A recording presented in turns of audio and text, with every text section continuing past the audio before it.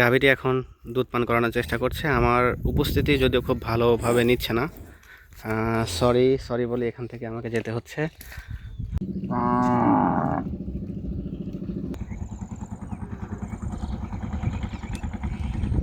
আজকে কি কালকে এদের জন্ম হয়েছে, যার কারণে এই বাছুরগুলোকে গরুর সাথে নেওয়া হয়নি।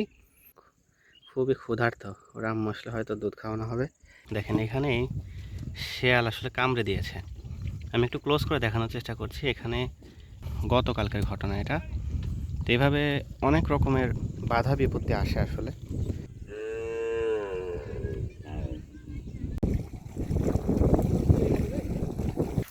কত ছোট ছোট বাচ্চা দেখেন, সম্ভবত একদিন কি 2 দিন বাছুরগুলোর বয়স হবে, তারপরেও ওদের মায়ের পিছে পিছে দৌড়ায়। দেখেন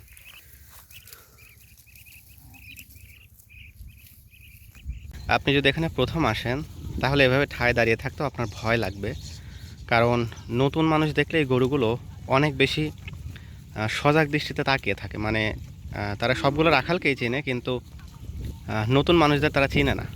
স্থির থাকলে ওরা আসলে আক্রমণাত্মক হয় না, যদি না আপনি কোনো ক্ষতি করেন।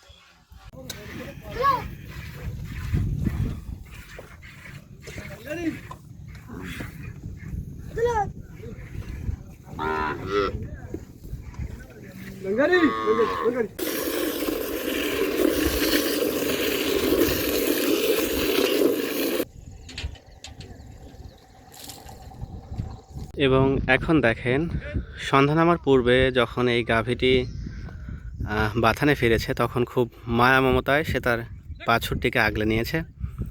দেখেছিলাম সে খুবই ক্ষুধার্ত ছিল। গাভীটি এখন দুধ পান করানোর চেষ্টা করছে। আমার উপস্থিতি যদিও খুব ভালোভাবে নিচ্ছে না, সরি সরি বলে এখান থেকে আমাকে যেতে হচ্ছে। আসলে প্রাণী জগতের ভেতরে যে প্রাণীগুলো নতুন বাচ্চা দিয়ে থাকে, সেই প্রাণীগুলো একটু হিংস্রই হয়ে থাকে, কারণ তারা আউটসাইডে সব কিছুকেই তখন থ্রেট হিসেবে দেখে তার সদ্যজাত বাচ্চার জন্য।